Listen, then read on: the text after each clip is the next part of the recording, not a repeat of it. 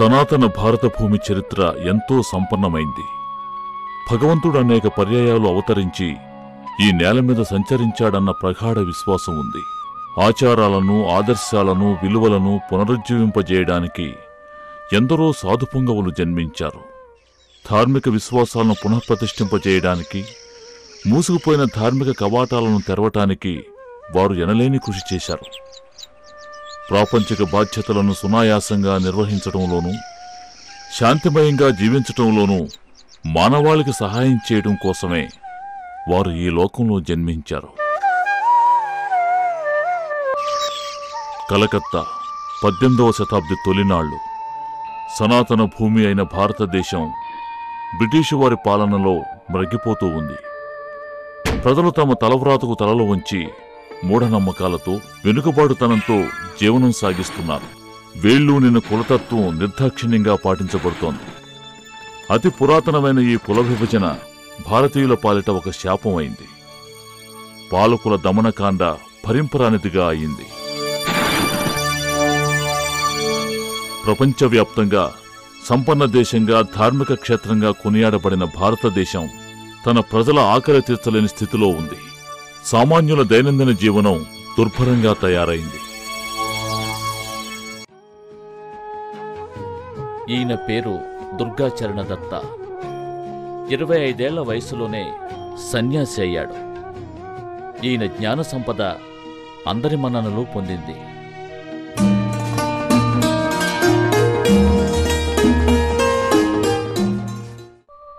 దుర్గాచరణ్ దత్త మరణించిన తరువాత ఆయన కొడుకు విశ్వనాథ దత్త చక్కగా విద్యాభ్యాసం చేసి ప్రయోజకుడు కావాలనుకున్నాడు. కష్టపడి చదివి బారిస్టరు కావాలని నిర్ణయించుకున్నాడు చిన్న వయస్సులోనే విశ్వనాథుడు. అతని నిర్ణయానికి తల్లి ఆశీస్సు తోడైంది. లక్ష్య సాధనలో అతనికి తోడ్పడింది. అచిరకాలంలోనే విశ్వనాథ దత్త పేరు పొందిన లాయర్ అయ్యాడు. ఆయన సతీమణి భువనేశ్వరీదేవి భక్తి శ్రద్ధలు కలిగిన గుణవతి. దత్త గొప్ప విద్వాంసుడు. అన్ని మతాలను గౌరవించేవాడు. ఆయన పారసీక భాషలో పండితుడు. హఫీజ్ కవి కవిత్వాన్ని అలవోకగా ఉదహరించేవాడు. భువనేశ్వరీదేవి, విశ్వనాథ్ దంపతులకు అందమైన కూతురుంది. కాని కొడుకులేని కారణంగా భువనేశ్వరీదేవికి విచారంగా ఉండేది.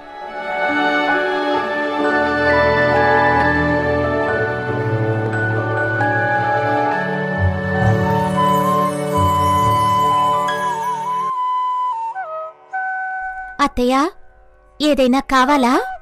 అవునమ్మా భువనేశ్వరి, నీ చక్కటి మొహం మీద నేను చిరునవ్వు చూడాలి.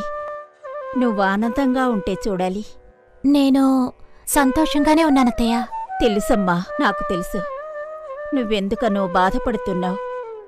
ఏమైంది? నాతో చెప్పమ్మా. నాకు ఇంక పిల్లలు పుట్టరేమో అని బాధగా ఉందత్తయ్య.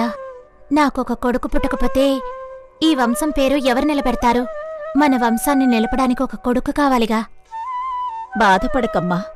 కాశీకి వెళ్ళి ఆ విశ్వనాథుణ్ణి వేడుకుందాం. ఆ విశ్వేశ్వరుడు మన మొర తప్పక ఆలకిస్తాడు.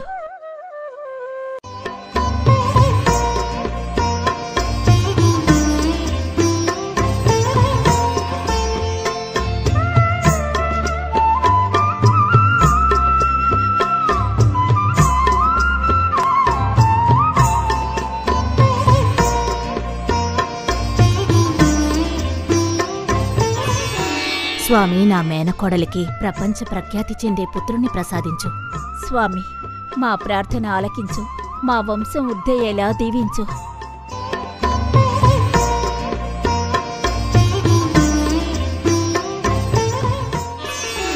ఆ విశ్వనాథుడు మీ కోరిక నెరవేరుస్తాడు. వెళ్ళిరండి.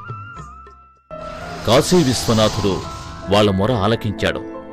భువనేశ్వరీదేవి గర్భవతి అయింది. విశ్వనాథ దత్త ఆనందసాగరంలో మునిగిపోయాడు. దేవి, నాకు చాలా సంతోషంగా ఉంది. అంతా ఆ పరమశివుడి ప్రసాదం, మీ అమ్మగారి ఆశీర్వాదం. నా ఆశీస్సులు మీకెప్పుడూ ఉంటాయమ్మా. ఇక నుండి ప్రతిరోజు నీ గర్భంలోని పాపడికి భాగవతంలోని కృష్ణుడి కథలు చదివి వినిపిస్తాను. అవును, పైగా రామాయణంలోని రాముడి కథలు కూడా. మహాభారత కథలు ధర్మనిష్టని పాదుకులుపుతాయి. వాటిని కూడా చదువుదాం. నిండు గర్భిణి అయిన భువనేశ్వరీదేవి ముందు అత్తగారు భాగవతంలోని కృష్ణలీలలు పఠించేది. భువనేశ్వరీదేవి స్వయంగా రామాయణ కథలు, మహాభారత కథలు చదివేది.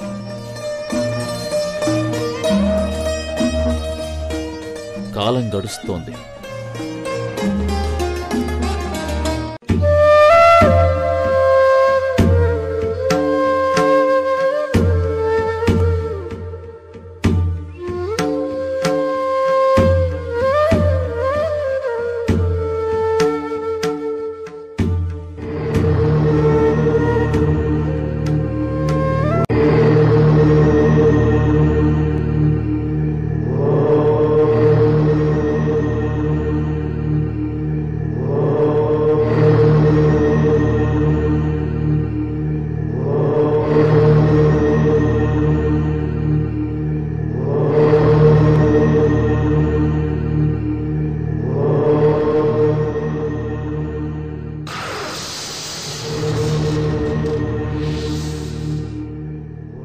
ఆధ్యాత్మిక శిఖరాలను అధిరోహించిన సప్త ఋషులలో ఒకరు స్వామి వివేకానంద.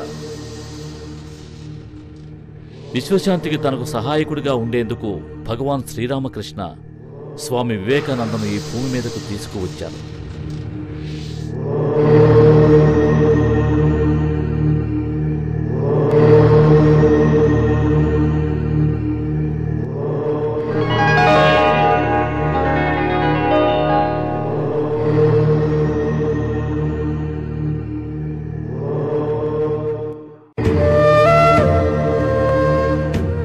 విశ్వనాథ, విశ్వనాథ, త్వరగారా, నీకు కొడుకు పుట్టాడు. పరమశివుడు నీకు కొడుకును ప్రసాదించాడు. ఓ, స్వామి గొప్ప దేవుడు. భువనేశ్వరి ఎలా ఉందమ్మా? బాబు ఆరోగ్యమేనా? ఆహా, తల్లి బిడ్డ ఇద్దరూ క్షేమంగా ఉన్నారు. రా, వచ్చి నీ కొడుకును చూడు.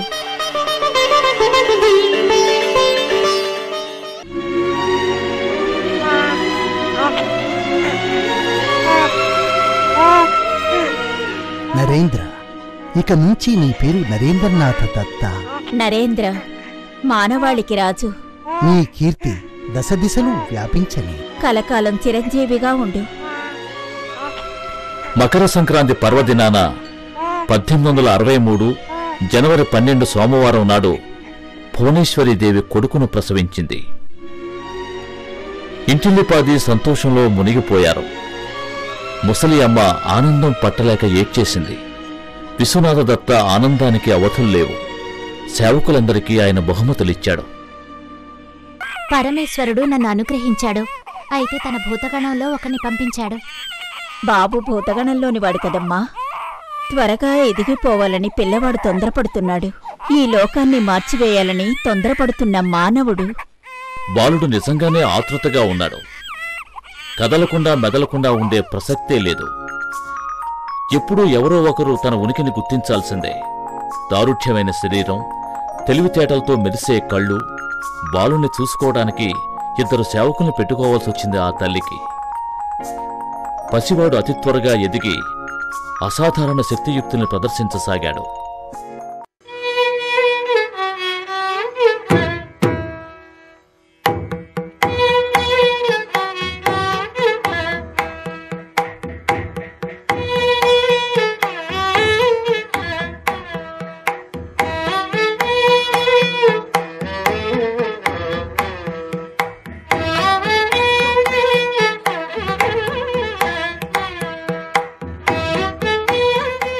ఏం చేస్తున్నారు? నాన్న శివుణ్ణి ప్రార్థిస్తున్నారు. శివుడు ఎవరు? ఎక్కడుంటాడు? పరమశివుడు ఈ విశ్వానికంతకూ నాథుడు. ఆయన అంతటా ఉంటాడు, అందరిలోనూ ఉంటాడు.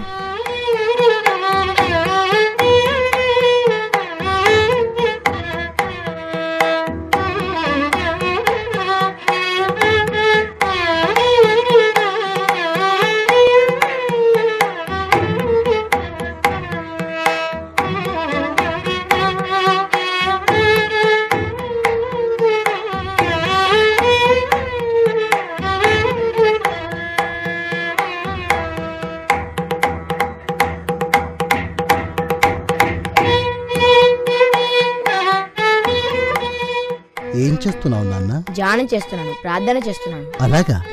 అది ఎలా చేయాలో నీకెలా తెలుసు? నేను శివుణ్ణి, ఎలా చేయాలో నాకు తెలుసు.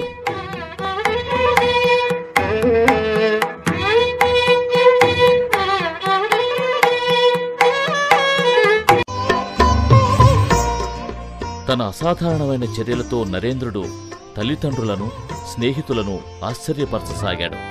ఒకరోజు 7 ఏళ్ల నరేంద్రుడు, అతని స్నేహితులు ఆడుకుంటున్నారు. కొత్త ఆట ఆడదావే? అవును, నేను చక్రవర్తిని, నువ్వు నాకు మంత్రివి. వాడు సైనికుడు. నువ్వు నా దగ్గరికి పరిగెత్తుకుంటూ వచ్చి శత్రు సైన్యం దండెత్తి వస్తోందని అరుస్తావు.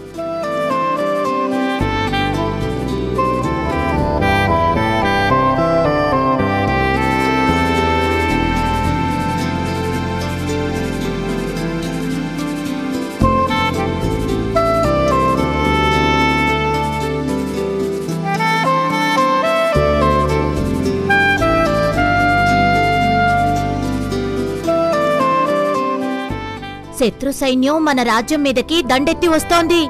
భయపడాల్సిన పనేమీ లేదు. మన మాతృభూమిని మనం రక్షించుకుందాం. అది మన విధి. మనము ఓడిపోము. భగవంతుణ్ణి నమ్మండి. సత్యం ఎప్పుడూ జయిస్తుంది.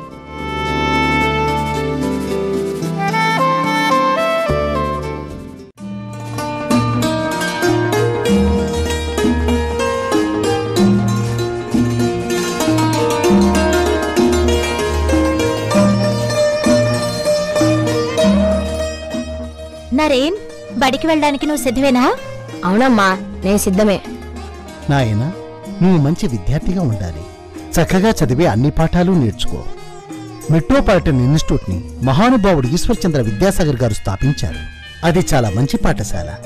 అవునాయనా, బాగా చదువుకుని గొప్ప మేధావి అవుతావన్న ఆశతో నేను ఆ పాఠశాలకు పంపిస్తున్నావు. సరేనమ్మా, నేను బాగా చదువుకుంటాను నాన్నగారు. నేను ఆకతాయిగా ఉండను, మాటిస్తున్నాను. మాకు తెలుసు నరేన్. గుర్తుంచుకో, బడి అనగానే క్రీడల్ని, శారీరక కార్యక్రమాల్ని వదిలిపెట్టాలని కాదు. నువ్వు చదువుకోవాలి, ఆడుకోవాలి కూడా. అవును, అన్నింట్లోనూ సమంగా ఉండాలి.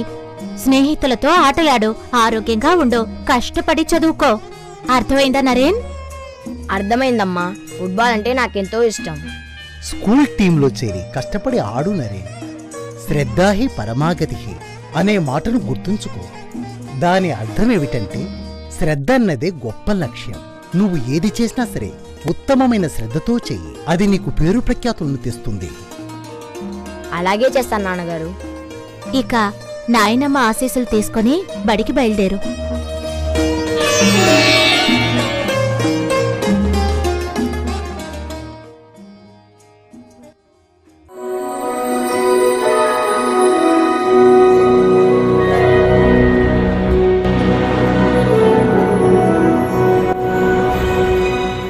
నరేంద్రుడిది ఎంతో కుశాగ్ర బుద్ధి. పాఠాలను త్వరగా అవగాహన చేసుకునేవాడు, అంశాలను చక్కగా విశ్లేషించుకునేవాడు. నరేంద్రుడు తల్లిదండ్రుల సలహా ప్రకారం ఫుట్బాల్ టీంలో సభ్యుడయ్యాడు. ఆ బృందంలో ప్రముఖ సభ్యుడిగా రూపొందాడు.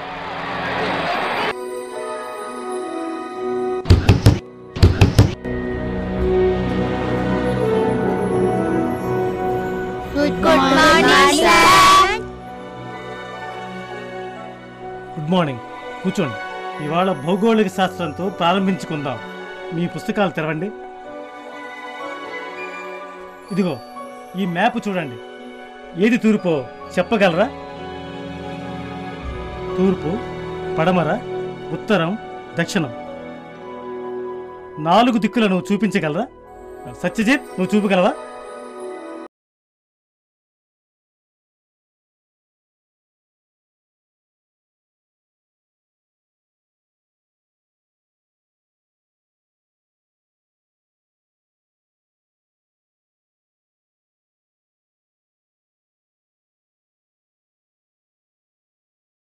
పెట్టగలవా?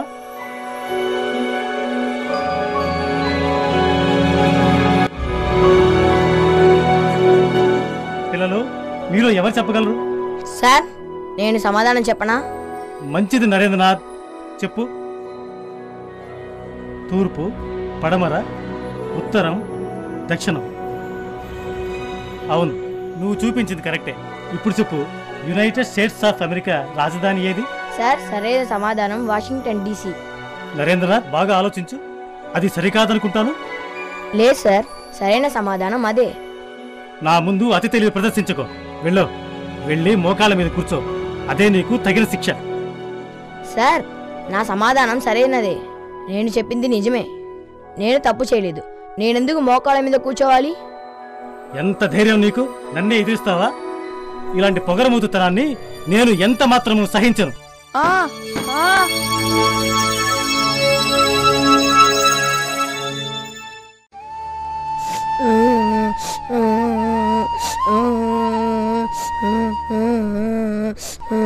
ఏడవకు నరేన్. ఇదిగో చూడు, మరేవీ పర్వాలేదు. టీచర్ గారు నన్ను అనవసరంగా శిక్షించారమ్మా. నేను చెప్పిన సమాధానం సరైందే.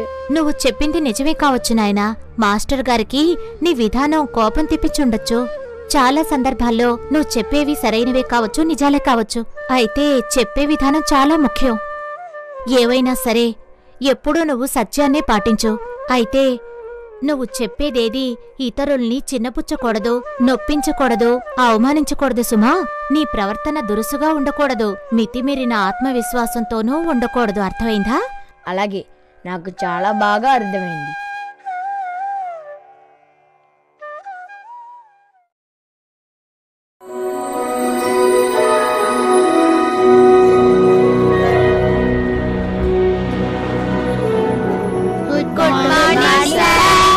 Good morning.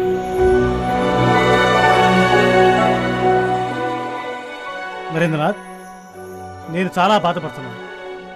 నువ్వు చెప్పిన సమాధానం సరైంది. మూర్ఖంగా నిన్ను దండించాను. నన్ను మన్నించు. సార్, మీరు నా మాస్టారు, నా గురువు గారు. క్షమించమని అడిగి నన్ను ఇబ్బంది పెట్టకండి. నన్ను దండించే అధికారం మీకు ఎప్పుడూ ఉంది. అది నువ్వు తప్పు చేసినప్పుడే నాయనా. నరేంద్రుడు అచిరకాలంలో పాఠశాలలో ప్రముఖుడైపోయాడు. చదువు సంచల్లో, ఆటపాటల్లో అతను ఉత్తమ విద్యార్థిగా పేరు తెచ్చుకున్నాడు. తల్లిదండ్రుల సలహాలు, ఉపాధ్యాయుల మార్గదర్శకత్వం అతని వ్యక్తిత్వం రూపొందటానికి దోహదం చేశాయి.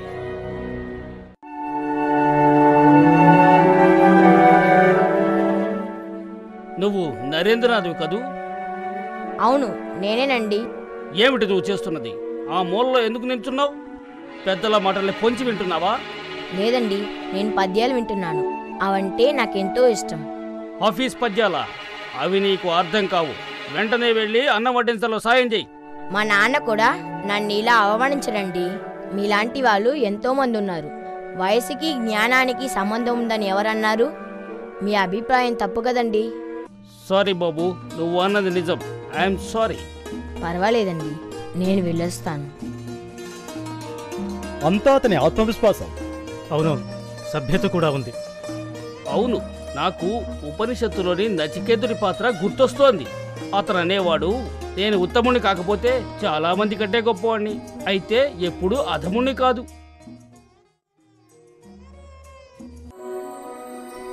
నరేంద్రుడు కథలు చెప్పటంలో ఆరితేరినవాడు. అతని వ్యక్తిత్వంలాగే అతని మాటలు కూడా అయస్కాంతాలే. పిల్లలు తరచుగా కథలు చెప్పమని అతన్ని సతాయించేవారు. నరేన్ చాలా బాగా కథ చెప్తాడు.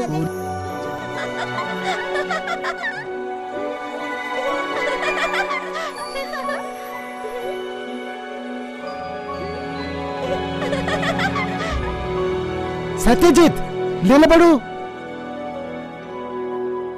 నేనేం చెప్తున్నాను? దీపన్, ముద్దువెదవలు మీకు ముఖ్యమైన పాఠాన్ని చెప్తుంటే మీరేమో నరేంద్రుని కథలో మునిగిపోయారు.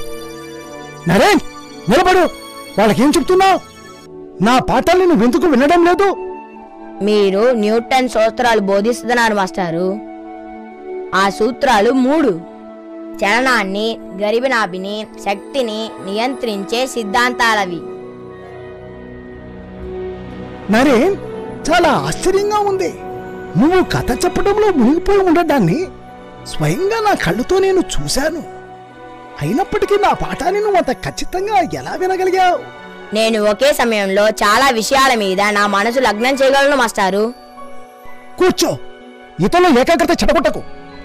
లేదు మాస్టారు, నేను వాళ్ళలాగే నిలబడి శిక్ష అనుభవిస్తాను. మాట్లాడింది నేనే.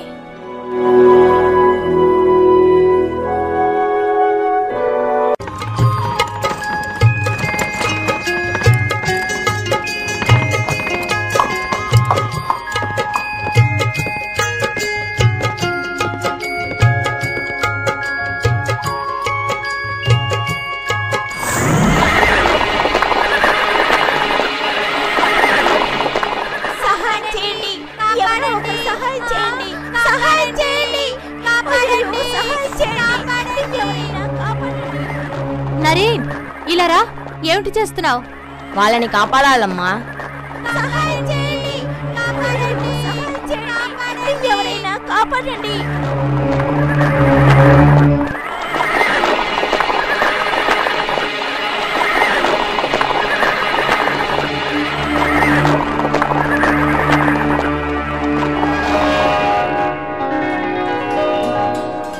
సంతోషం నాయనా, మా ప్రాణాలు కాపాడావు.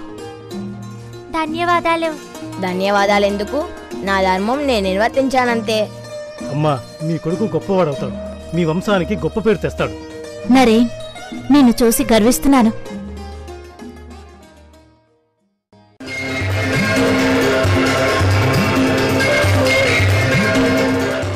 అవును, ఈ పోల్ని ఇక్కడ నాటితే బాగుంటుంది. అవును, ఇదే నాటడానికి తగిన చోటు. ఆ పోలు కోసం ఇక్కడ తవ్వండి.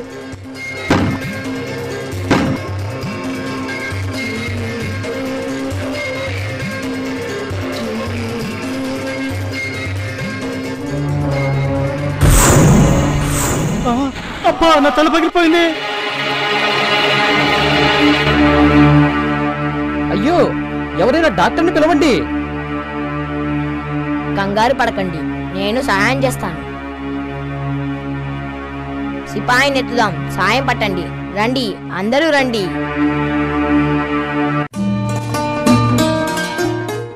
నువ్వు అదృష్టవంతుడి సోల్జర్. ఈ కుర్రవాడు నిన్ను కాపాడాడు. రక్తం పోయి ఉంటే ప్రమాదం జరిగేది. అతనికి ధన్యవాదాలు చెప్పటం మర్చిపోకు. నువ్వు మంచి పని చేశావు. చక్కటి సమయస్ఫూర్తి చూపించావు. ఇంత చిన్న వయసులో అంత నిబ్బరంగా, అంత తెలివిగా ఆలోచించడం అనేది చాలా ఆనందంగా ఉంది. ధన్యవాదాలు డాక్టర్ అంకుల్. ప్రత్యేకంగా నేను చేసింది ఏమీ లేదు. ఈయనని ఇక్కడ తీసుకురావడానికి నా స్నేహితులు సహాయం చేశారు. నేను తగిన సమయంలో అక్కడున్నానంతే. అవును, తగిన స్థలం, తగిన సమయం, అదే విధంగా అక్కడున్న ఓ తెలివైన వ్యక్తి. నరేంద్రుడు జ్ఞానాన్ని అన్వేషించటంలో నిమగ్నుడయ్యాడు. హ్యూమ్, హెర్బర్ట్ స్పెన్సర్, డిస్క్రేట్స్, షిచ్టే, మిల్, లోకే, ప్లేటో, స్పినోజా మొదలైన వాళ్ళ వేదాంత బోధనల్ని అధ్యయనం చేశాడు. చక్కగా చదివి తరువాత వివరణ కోసం తండ్రిని అడిగేవాడు. ఉపాధ్యాయులు కూడా జటిలమైన విషయాలను వివరించేవారు. అంత చిన్న వయసు బాలుడు వేదాంత విషయాలలో చూపే శ్రద్ధ వాళ్లను ఆశ్చర్యపరుస్తూ ఉండేది.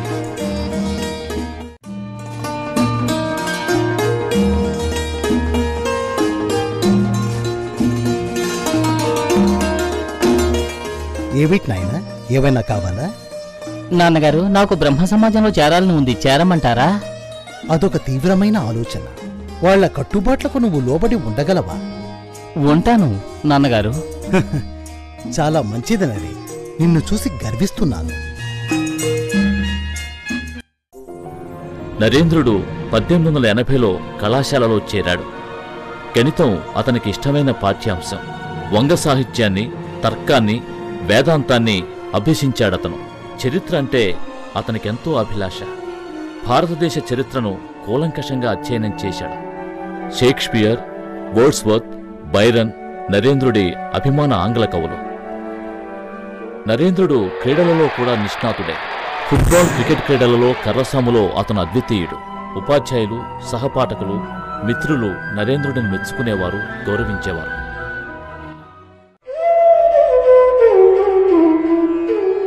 నరేన్, పొద్దుపోయింది, పడుకోనాయనా. లేదమ్మా, ఒక ప్రశ్న నన్ను వేధిస్తోంది. దానికి సమాధానం దొరికేదాకా నాకు నిద్ర పట్టదు. ఏమిటి నాయనా అది? దేవుడెక్కడున్నాడు? నువ్వు ఆయన్ని చూసావా? ఏమిటి? అలాంటి ప్రశ్నకు సమాధానం ఎక్కడ దొరుకుతుంది నీకు? నేను సమాధానం కనిపెట్టి తీరాలి. నువ్వు దేవుణ్ణి చూసావా? లేదు నాయనా, ఆ దేవుణ్ణి దర్శించినట్టు చెప్పేవాళ్లు ఉన్నట్టు కూడా నాకు తెలీదు.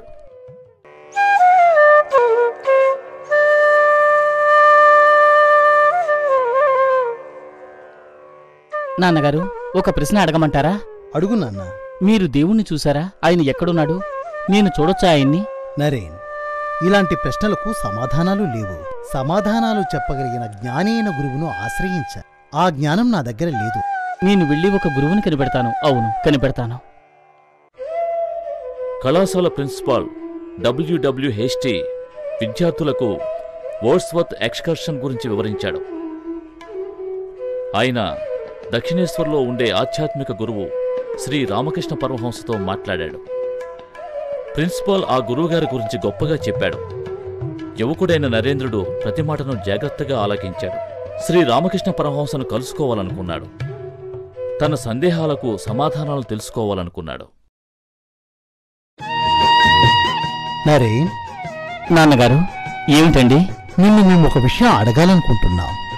నాయనా, మేము పెద్దవాళ్ళం అయిపోతున్నాం. నువ్వేమో కళాశాలలో ఉన్నావు. మరి పెళ్లి గురించి ఆలోచించావా? పెళ్లి గురించా? నేను ఆలోచించానమ్మా. మంచిది నాన్న, నీకోసం ఒక మంచి సంబంధం వచ్చింది. నాన్నగారు, దయచేసి ఆగండి. పెళ్లి గురించి ఆలోచించానని మాత్రమే చెప్పాను. పెళ్లి చేసుకోకూడదని నేను నిర్ణయించుకున్నాను. ఎందుకు నాయనా? ఎందుకు? నరేన్, తొందరపడద్దు. లేదు నాన్నగారు, నేను తొందరపడ్డం లేదు. అమ్మా, నేను సన్యాసం తీసుకోవాలనుకుంటున్నానమ్మా. సర్వసంగ పరిత్యాగం అనేది భగవంతుడి వద్దకు చేరే మార్గం. ఐహిక సంపదలు ఆర్జించడం వల్ల నేను నా మార్గం నుండి దూరంగా వెళ్ళిపోతాను. దయచేసి నన్ను నా లక్ష్యం నుండి దూరం చేయకండి. నాన్నగారు, నా నిర్ణయం గురించి నేను బాగా ఆలోచించాను. పెళ్లి చేసుకోకూడదు అన్న నా నిర్ణయం ఒక తొందరపాటు నిర్ణయం నుండి పుట్టింది కాదు. ఈ విషయంలో నేను స్పష్టంగా స్వచ్ఛంగా ఉన్నాను. పాశ్చాత్య తాత్కాలిక ఆలోచనా సరళికి, ప్రాచ్య ఆత్మానంద అనుభవానికి ఉన్న వైరుధ్యాన్ని పరిష్కరించడానికి కొంతకాలంగా ప్రయత్నిస్తున్నాను. వైరుధ్యం నన్ను పట్టి పీడిస్తోంది. నేను నా గురువును తెలుసుకోవాలి. ఈ సమస్యను పరిష్కరించుకోవాలి. నీ గురువా? శ్రీ రామకృష్ణ పరమహంస.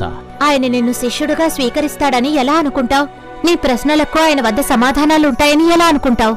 నేనాయన్ని కలుసుకోవాలమ్మా. ఆయన నాకు సహాయం చేస్తారు. నన్ను వెళ్ళని అమ్మా. శ్రీ రామకృష్ణ పరమహంస బోధనలు నరేన్ని అత్యద్భుతంగా ప్రభావితం చేశాయి.